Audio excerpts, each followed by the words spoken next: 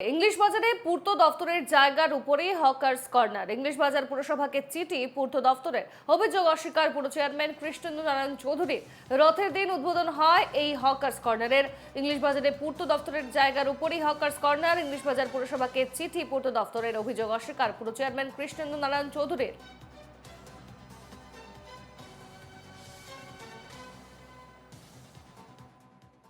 কিন্তু এখানে পৌরসভার যে চিঠি দিয়েছে পিডব্লিউডি, তাতে দেখা যাচ্ছে পৌরসভা আনঅথরাইজড কনস্ট্রাকশন করছে, এখনো পর্যন্ত কোনো পারমিশন হয়নি। তো এইটা তৃণমূল দলের দেখা উচিত এবং এটা মুখ্যমন্ত্রীর দেখা উচিত, কারণ পৌরসভাও তৃণমূল পরিচালিত এবং আমাদের রাজ্য মুখ্যমন্ত্রী তিনি তৃণমূলের মুখ্যমন্ত্রী। স্বাভাবিকভাবে একই মুখে দুরকম কথা যদি হয়, তো মানুষের এই সরকারের উপর ভরসা থাকবে না। যে আমরা এই জায়গাটা অলরেডি সম্মতি পেয়েছি। আমরা তো মেন রাস্তা দখল করছি না, ফুটপাথ দখল করছি না। বিজেপি একটা ভালো কাজ করলো, ভোট পেয়ে যাচ্ছে তো মিথ্যা মিথ্যে কথা বলছে বারবার, যে এই করে দেবো এই করে দেবো, আর ভোটটা নিয়ে পালিয়ে যাচ্ছে।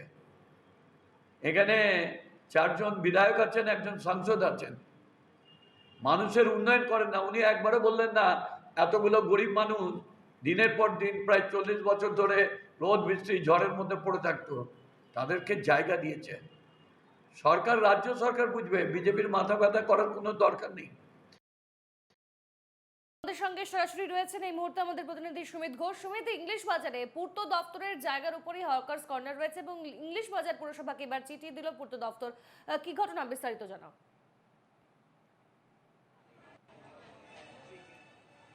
দেখো, আমি ঠিক এই মুহূর্তে সেই জায়গাতেই রয়েছি এবং আমি প্রথমে দেখানোর চেষ্টা করব যে এই হচ্ছে গৌরবঙ্গ হকার্স কর্নার, যেটা রথের হঠাৎ করে উদ্বোধন করা হয়েছে ইংলিশ বাজার পৌরসভার পক্ষ থেকে। এবং এখানে প্রায় 57টি স্টল রয়েছে। এখানে যেমন মাছ ব্যবসায়ীরা রয়েছে, ঠিক সেই রকম সবজি ব্যবসায়ীরাও রয়েছে। তবে যেটা এই হকার্স কর্নার উদ্বোধন, এই হকার্স কর্নার উদ্বোধন ঘিরেই এখন বিতর্ক শুরু হয়েছে। বিতর্ক কি, এখানে দুটি প্রশ্ন উঠে আসছে। প্রথম যেটা প্রশ্ন বা অভিযোগ উঠে আসছে যে পূর্ত দপ্তরের এই জায়গা এবং এই পূর্ত দপ্তরের এই জায়গা দখল করেই ইংলিশ বাজার পৌরসভা এই হকার্স কর্নার তৈরি করেছে। এইরকমই একটা অভিযোগ উঠেছে এবং এই নিয়ে বিতর্ক সৃষ্টি হয়েছে। ইতিমধ্যেই মালদা জেলা পূর্ত দপ্তরের পক্ষ থেকে এই অবৈধ যে নির্মাণ হকার্স কর্নার, এই মর্মে পৌরসভাকে একটি চিঠি ধরানো হয়েছে। এবং তার পাশাপাশি আরও একটি প্রশ্ন বা অভিযোগ উঠে আসছে, যেখানে মুখ্যমন্ত্রী বলছেন যে হকার্সদের পয়সা দিতে হবে, তাদেরকে জায়গা দিতে হবে। কিন্তু ইংলিশ বাজার পৌরসভা থেকে এই হকার্স কর্নার তৈরি করা হয়েছে, কিন্তু এখানে যারা জায়গা পেয়েছে এই হকার্স কর্নারে, সেখানে ব্যবসায়ীদের কাছ থেকে 50,000, কারো কাছ থেকে 60,000 টাকা করে দেওয়া হচ্ছে ইংলিশ বাজার পৌরসভার পক্ষ থেকে। যদিও ইংলিশ বাজার পৌরসভা এই সমস্ত অভিযোগ দাবি করেছে, পৌরসভার চেয়ারম্যান কৃষ্ণেন্দু নারায়ণ চৌধুরী যেটা জানাচ্ছেন যে পূর্ত দপ্তরের অনুমতি নিয়েই এই হকার্স কর্নার তৈরি করা হয়েছে, রাজ্য সরকার বাকিটা দেখবে। তবে বিজেপির অভিযোগ যে তৃণমূল পরিচালিত এই পৌরসভা, রাজ্য সরকার হচ্ছে তৃণমূলের, সেখানে দাঁড়িয়ে মুখ্যমন্ত্রী বলছে যে সরকারি জায়গা দখল করা যাবে না, সেখানে অবৈধভাবে এই পূর্ত দপ্তরের জায়গা দখল করা হয়েছে বলে অভিযোগ তুলে ধরা হয়েছে ব্যবসায়ীরা।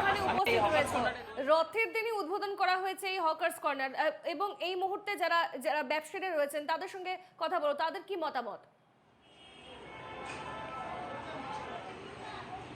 হ্যাঁ, অবশ্যই। দেখো, আমি এখানে যারা ব্যবসায়ীরা রয়েছে, আগে কোথায় ব্যবসা করছে, কোথায় করছে, তারপরে এই হকার্স কর্নার কারা তৈরি করেছে? পৌরসভা। আপনাদের কাছে কত টাকা করে নেওয়া হবে? এটা পূর্ত দপ্তরের জায়গা জানেন?